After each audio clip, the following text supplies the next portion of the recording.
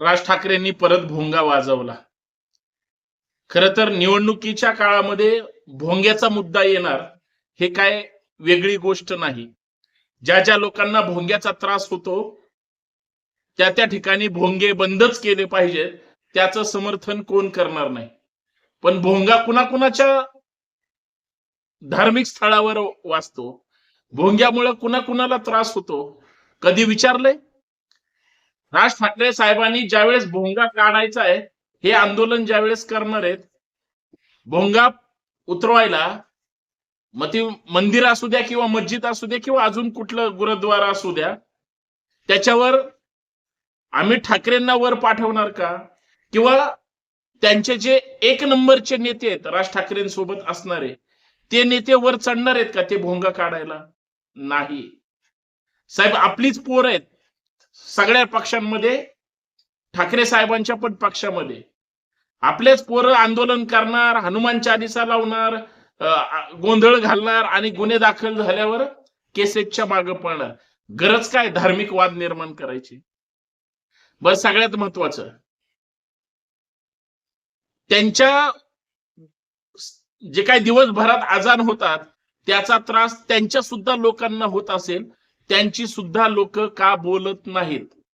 बोलली पाहिजेत ती सुद्धा लोक.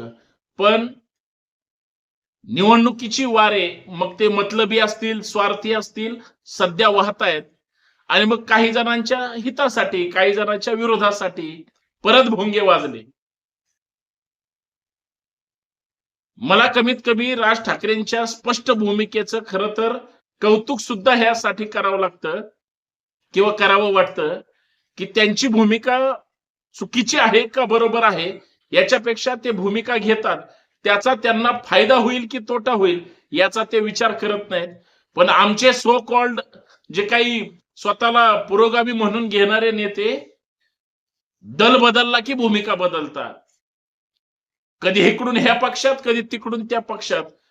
हे जे आयराम गैराम जे आहेत, ईडी मागे लागली की ह्या पक्षासोबत जातात, पैसे मिळत असले की त्या पक्षासोबत जातात. भ्रष्टाचार करताना ह्यांना काहीच वाटत नाही. हे मग वरच्या जातीचे आहेत की खालच्या जातीचे आहेत, इकडच्या जातीचे आहेत का तिकडच्या जातीचे आहेत, काही नाही. तिथं ह्यांच्या भूमिका स्पष्ट नसतात. प्रॉब्लेम तिथंच आहे. महाराष्ट्रातल्या मूळ प्रश्नावर कुठल्याही राज्यकर्त्याला बोलायचं नाही, कारण महाराष्ट्राचे प्रश्न वेगळे आहेत. महाराष्ट्राच्या विकासाबद्दल कुणालाही वेळ नाही, कोणत्याही राजकीय पक्षाला, सत्ताधाऱ्यांना नाही ना विरोधकांना नाही. आणि म्हणून सर्वसामान्य लोकांच्या इच्छेचा, अपेक्षाचा, त्यांच्या भावनांच्या नरडीचा घोट घ्यायचा आणि ह्यांना ह्यांचं राजकारण साध्य करायचंय, भावनिक राजकारण करायचंय, धार्मिक राजकारण करायचं आहे आणि जातीय राजकारण करायचं आहे. म्हणून वेगळे वेगळे मुद्दे बाहेर काढले जातात. अपवाद त्याला जरी राज ठाकरे असले तरी त्यांनी आता तो मुद्दा काढलाय. याच मुद्द्यावर मित्रांनो चर्चा करायची. मी संतोष शिंदे, सप्रेम जय जाऊ, जय महाराष्ट्र, जय शिवराय. आज महाराष्ट्राला ज्या ज्या मुद्द्याची गरज आहे त्या मुद्द्यावर आपण चर्चा करतोय. पण जे महाराष्ट्रात मुद्दे गरजेचे नाहीत त्याच्यावर तर आपण प्रकाश टाकलाच पाहिजे. म्हणून विनंती एवढीच आहे, व्हिडिओ शेवटपर्यंत पहा, व्हिडिओ जास्तीत जास्त शेअर करा आणि सगळ्यात महत्वाचं बेल आयकॉन प्रेस करायला विसरू नका, जास्तीत जास्त सबस्क्राईब करायला विसरू नका आणि जाहिरात आहे टच करा, बघा काय आहे ते. तुम्ही आम्ही जोडलं गेलं पाहिजे आणि आपण पुढे गेलं पाहिजे. मित्रांनो, मी चर्चा करतोय निवडणुकातल्या नेत्यांच्या भाषणाबद्दल आणि मला असं वाटलं की राज ठाकरे साहेबांबद्दल बोललं पाहिजे. ज्यावेळेस उद्धव ठाकरे साहेब मुख्यमंत्री होते, राज ठाकरेंचेच बंधू, त्यावेळेस राज ठाकरे साहेबांनी भोंग्याचा मुद्दा काढला होता आणि तो इतका ताणला होता. त्यावेळेस सुद्धा मुस्लिम याच महाराष्ट्रात, याच देशात राहत होते, त्यावेळेस मस्जिद त्याच जागेवर होत्या आणि भोंगे वाजत होते.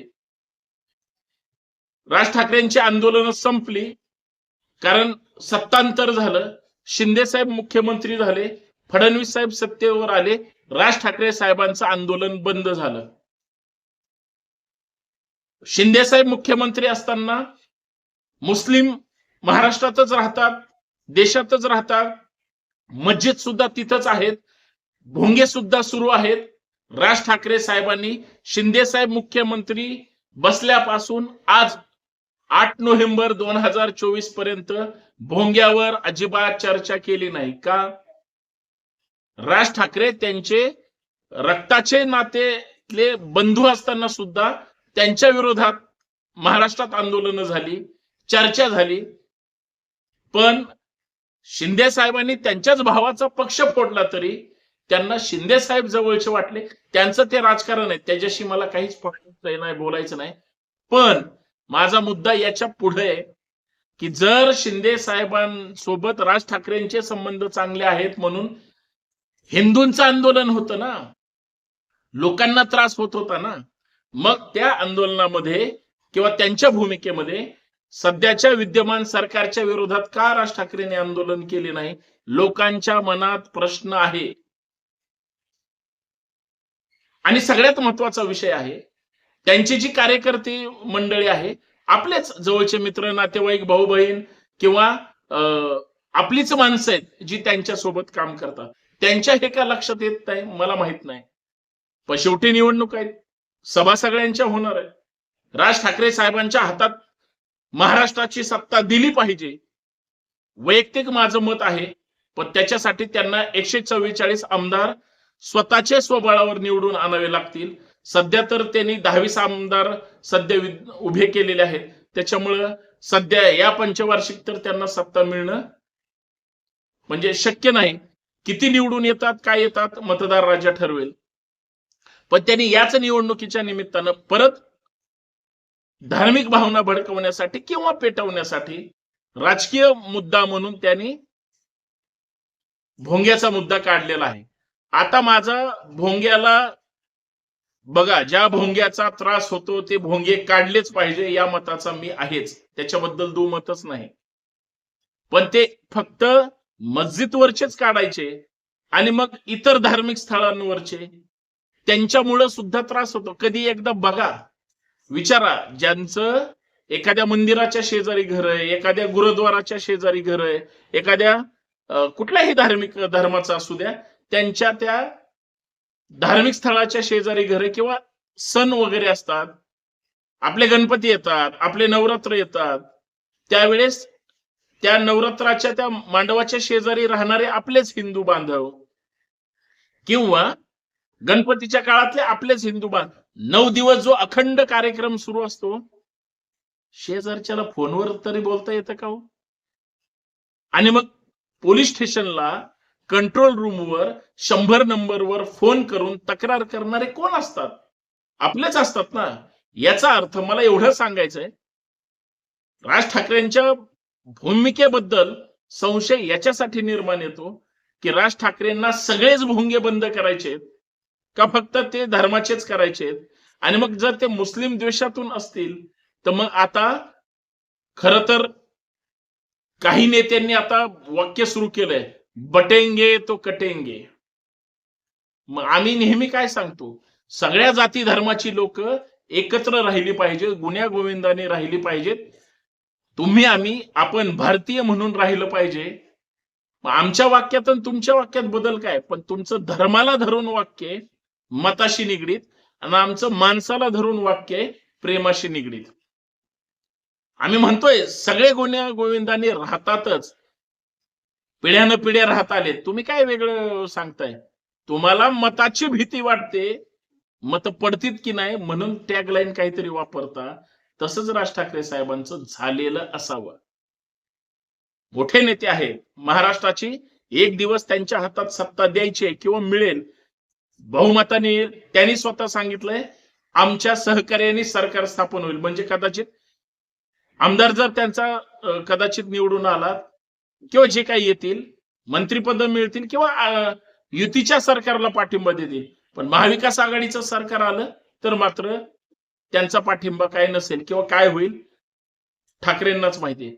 पण आता धार्मिक मुद्दा निर्माण करून गावगाड्यामध्ये, तालुक्यात, शहरात सगळीकडे अशांततेचं वातावरण तुमच्या राजकारणासाठी होणार असेल तर स्पष्ट करा. जो जो भोंगा त्रास देईल, जो जो भोंगा त्रासदायक असतो, तो भोंगा जे काही सरकारने नियम घालून दिलेत आणि जेवढ्या डेसिबलवर तुम्हाला लावायचंय त्याच्यावर झाले सगळ्यांना त्या ठिकाणी भोंगे बंद करावे लागतील. तुम्हाला एकाचं का करायचंय तर तुम्हाला दुसऱ्याचं मत पाहिजे म्हणून असं करून चालणार नाही. आहे ते निवडून येणारे सुद्धा येतील की नाही शेवटी मतदार ठरवणार आहे. पण लोकांनी मात्र जागरूक झालं पाहिजे. माझा साधा सरळ एका वाक्यातला शब्द आहे, भोंगे उतरवायला नेत्यांनो तुमच्या पोराला वर चढवा, भोंगे खाली घ्या. तुम्ही तसं करणार नाही. तुम्ही तुमची मुलं स्टडीत ठेवणार, अभ्यासात ठेवणार. तुमच्या मुलांना तुम्ही परदेशात पाठवणार, उच्च शिक्षण घ्यायला लावणार किंवा डायरेक्ट आमदार करणार. आमची मुलं तुमच्यासाठी घोषणा देऊन, सतरंजा टाकून, तुमचा प्रचार करून, घोषणा देऊन कस्टडीत जाणार, गुन्हे दाखल करून घेणार. करिअर तुमच्या पोरांचे होणार आणि नुकसान आमच्या पोरांचे होणार. त्या आमच्या पोरांना हात जोडून विनंती, विचार करा, स्वतःचं करिअर करा आणि मगच बाकीच्या गोष्टी करा. आदेश देतात म्हणून आदेश पाळण्यापेक्षा चिकित्सा करा. चांगलं कोणतंय, वाईट कोणतंय, आपलं कोणतंय, परक कोणतंय आणि महाराष्ट्राच्या देशाच्या हिताचं कोणतंय आणि कुणाच्याच महत्वाचं नाही, नेत्याच्या हिताचं कोणतंय, बरोबर सगळं लक्षात येईल. धन्यवाद. जय जिजाऊ, जय शिवराय.